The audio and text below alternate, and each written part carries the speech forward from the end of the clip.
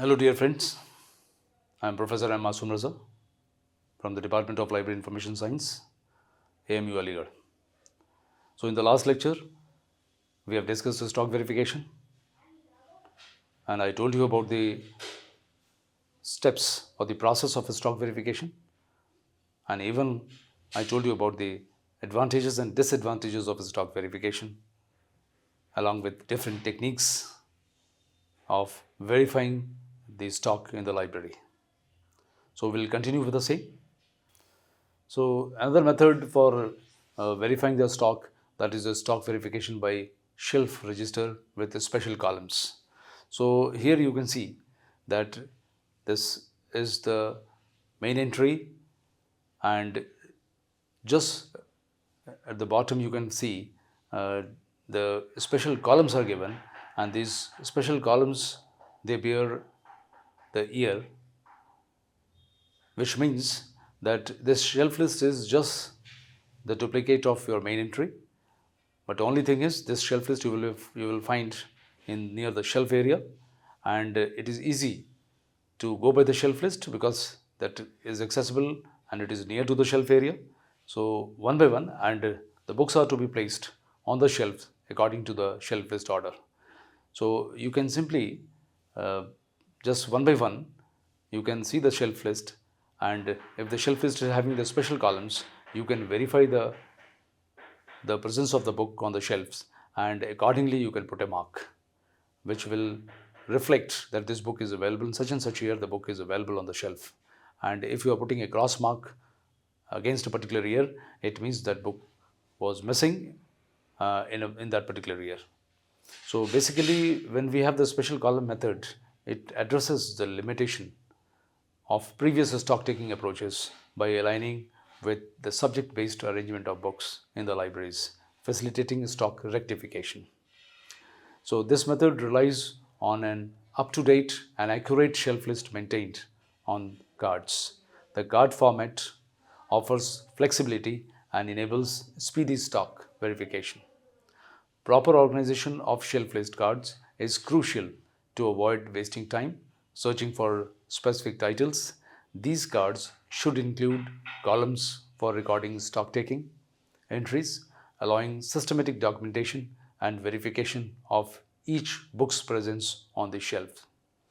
During stock verification, using this method, specific drawer containing shelf list cards are taken to the shelves. One person reads out the call number of the books while another checks and marks the relevant column on the shelf list cards. Cards for books not accounted for are identified by standing them on their shorter edge. A list of these untraceable books is prepared and recorded in the withdrawal register with appropriate remark. But before that, it has to be cross-checked with the circulation records and in the binding section. If it is not available in any of these two, then only the withdrawal formalities need to be completed.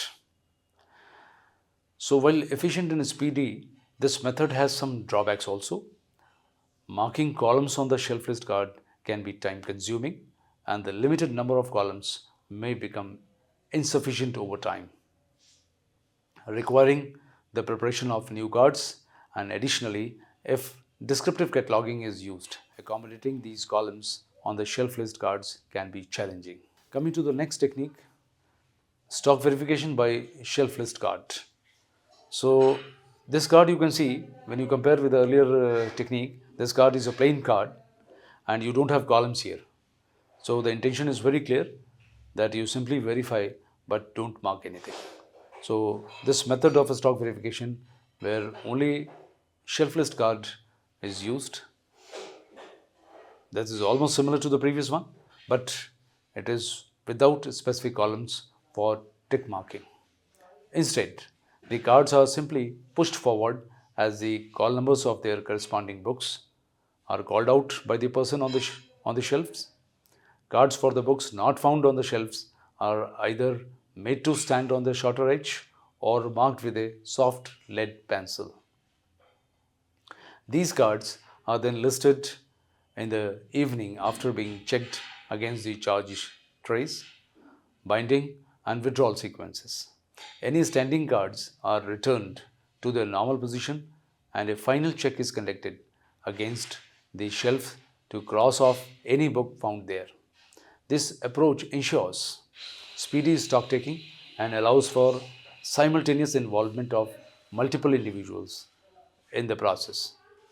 Additionally, since the books and cards are in the same sequence, checking is facilitated, aiding in stock rectification efforts. Stock rectification and stock verification.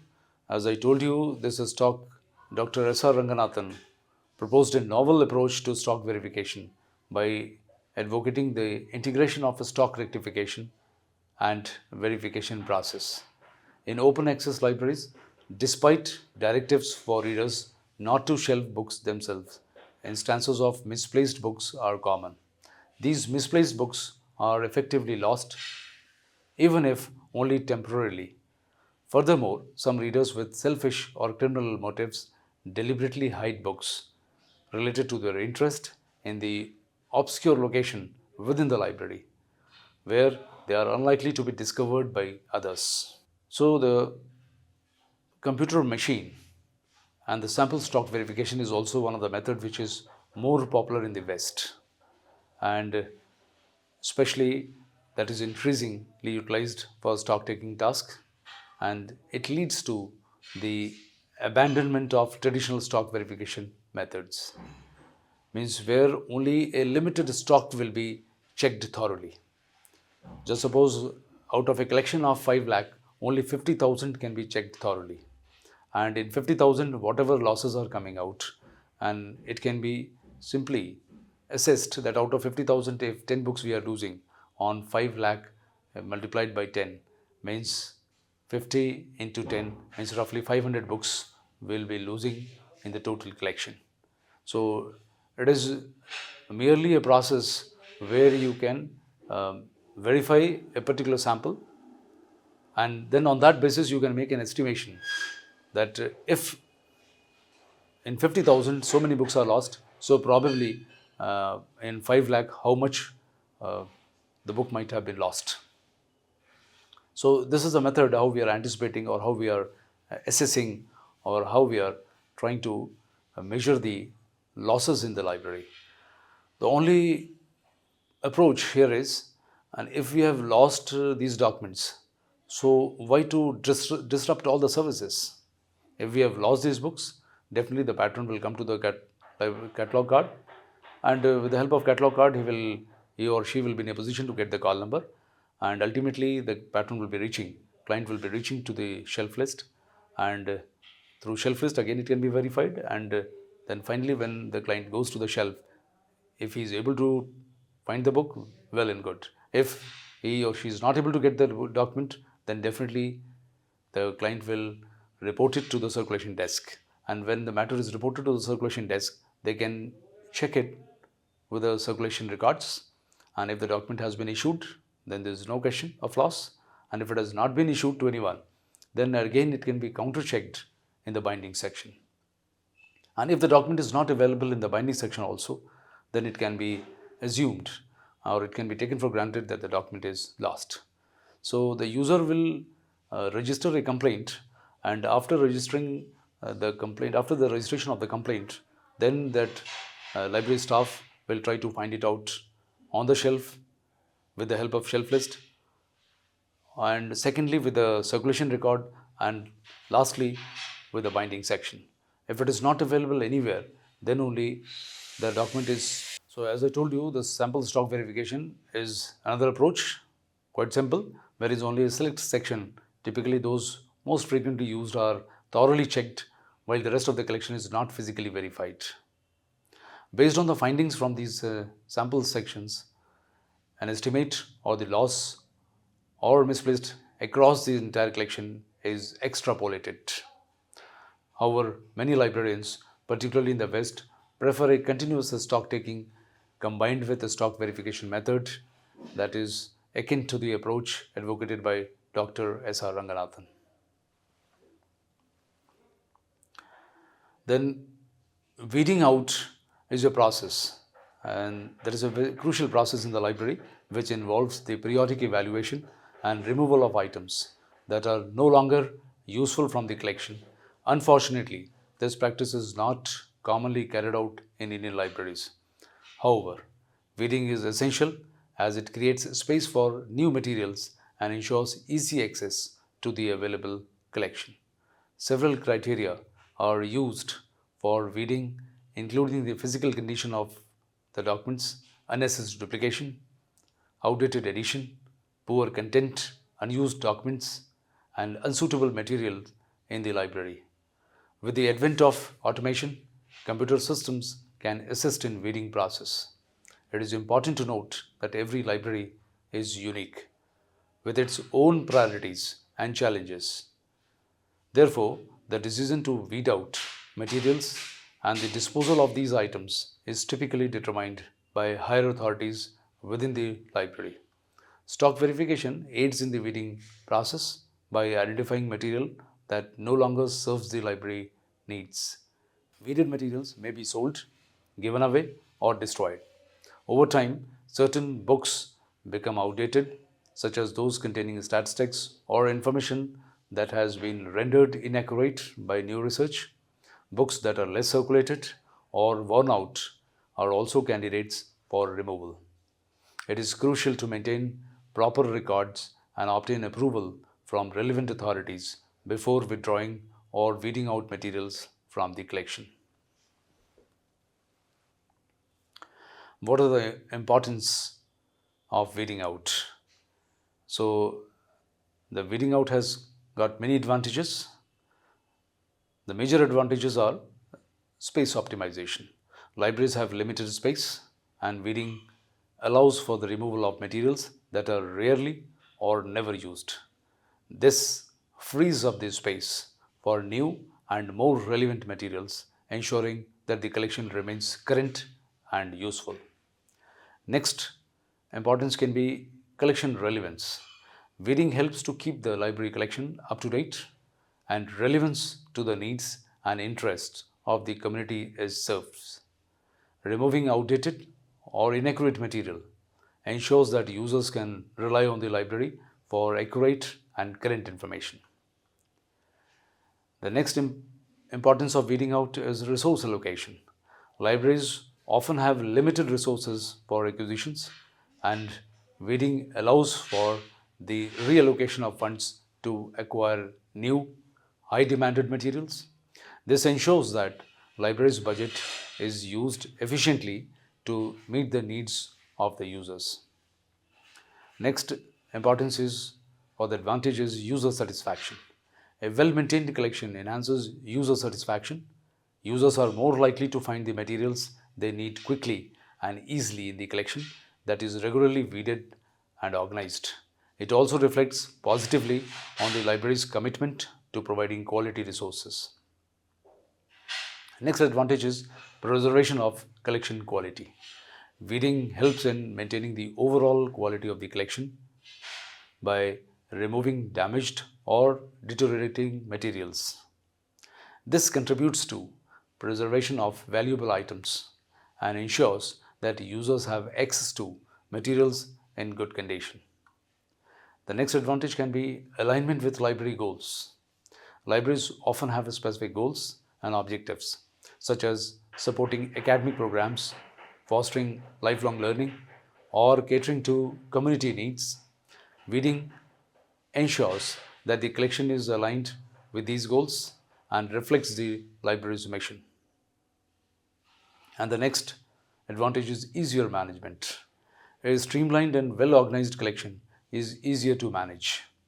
It reduces the workload for library staff by making it easier to locate and maintain materials, improving overall efficiency.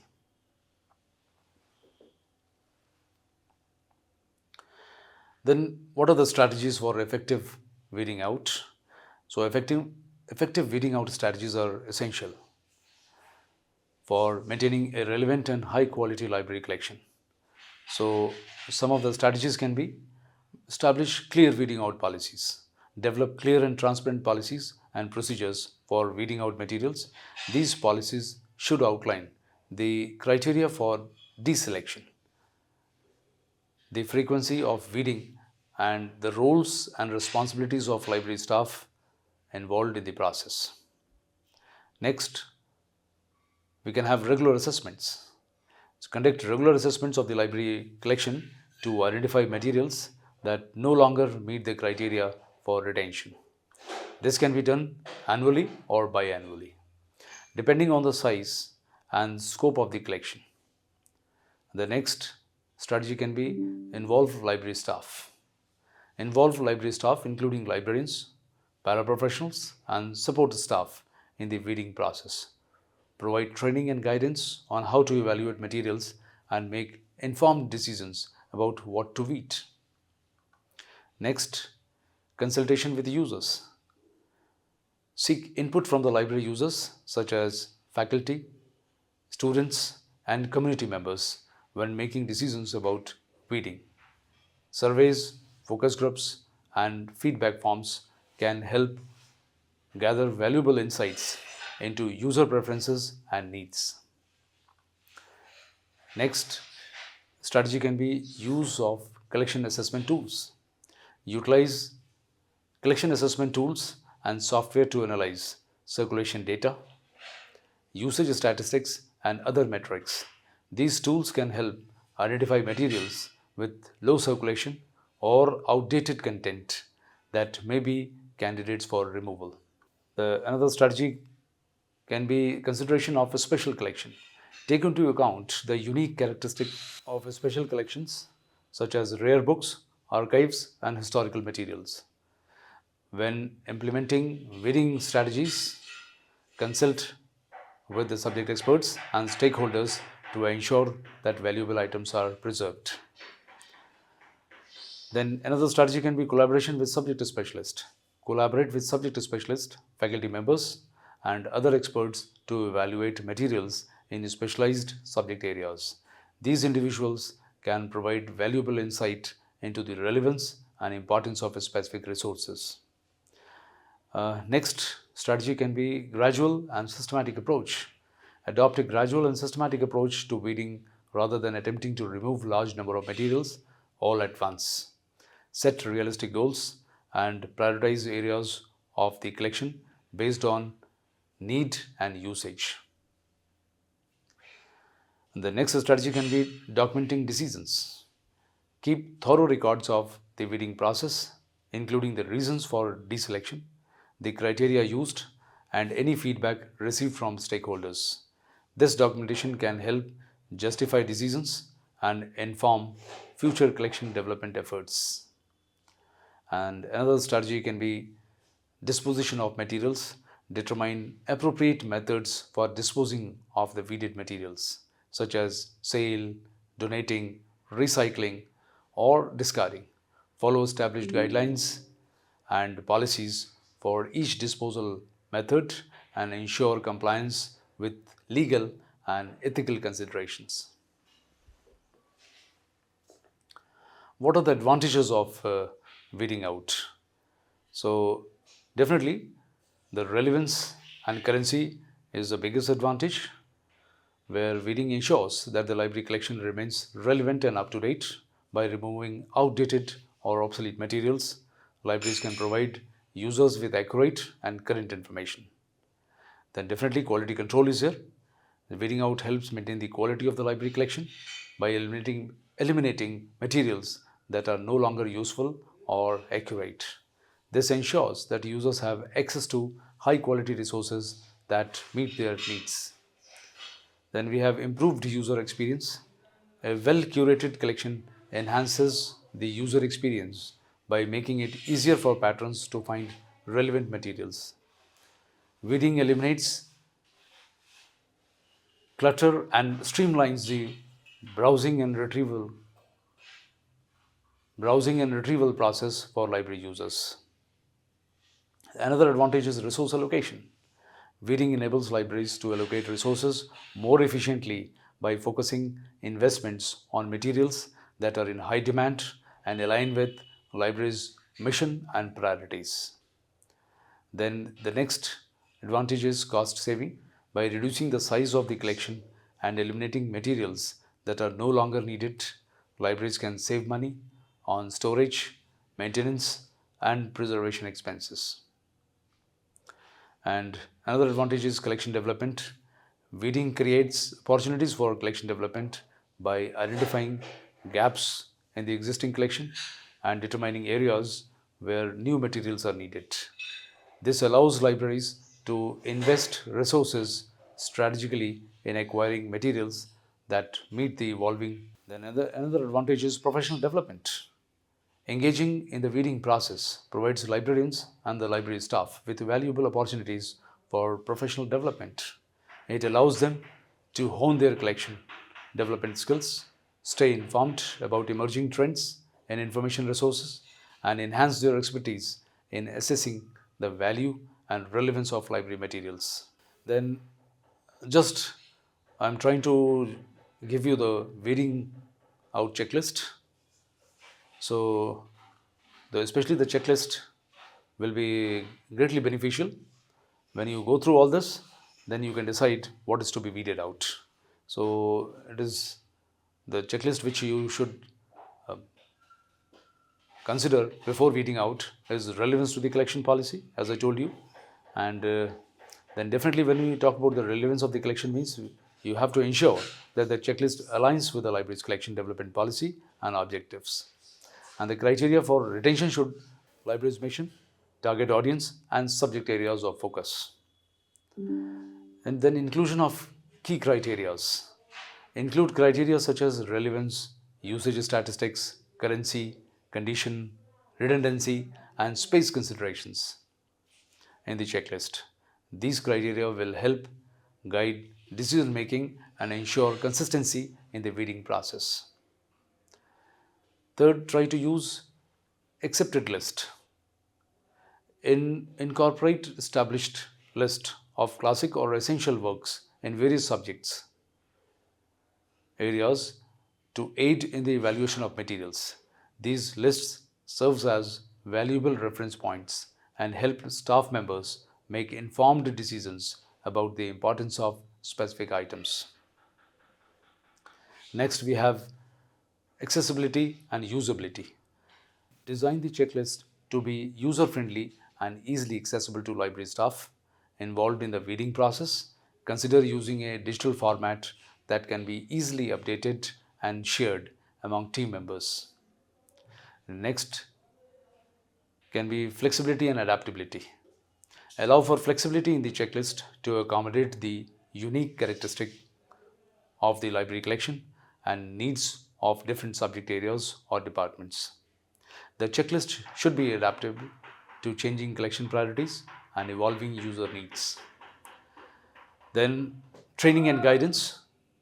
Provide training and guidance to the staff members on how to use the checklist effectively. Ensure that the staff members understand the criteria for retention and how to apply them consistently across the collection. And the next we have regular review and revision. Regularly review and revision of the checklist to reflect changes in the collection priorities, user feedback, and emerging trends in the library services and resources. Continuous improvement ensures that the checklist remains relevant and effective over time. So, dear friends, now you know what is a stock verification, you know what are the steps of a stock verification, you understand the advantages and disadvantages of a stock verification, you also understand what are the different techniques of verifying a stock in a library. Although Ranganathan used altogether a different method, that he even tried to experiment with the book cards. He tried to use a duplicate book cards, and every year he used to just swap the book cards, and swapping the book cards means colored book cards means it used to give the reflection that whatever is left in the tray means those books are missing from the stacks. Then obviously the second action will be you try to verify it from the circulation records. And once you verify it from the circulation records, then the last option is you try to verify from the binding section. If it is not available anywhere, and you can declare it as a lost document. So we have so many techniques, methods, traditional, new, all methods we have covered for the stock verification. I told you about the verifying the stock by the accession register, then by the duplicate accession register. If you don't want to use the accession register, you can use the duplicate accession register, or simply you can simply use the accession, any register with simple accession numbers and a year along with that. And in addition to that, you can use simple sheet on which the accession numbers can be written, and they can be verified from the shelf, what is available on the shelf and what is not available on the shelf, and later on the information can be compiled, what all are available, what all are not available. And we have seen even the shelf list with the special columns and without the special columns. So all these techniques, and we have even also seen the advantages and disadvantages of sample stock verification, because in the West the popular thing is go for the sample stock verification, and on that basis you extrapolate and try to assess that what will be the total loss. Dear friends, in this lecture we have also seen what is weeding out, why it is important, how you can strategically you can do it, and what can be the checklist before weeding out any collection from your library. So I hope you have understood all these things in detail, and if not, I am always available. Thank you very much.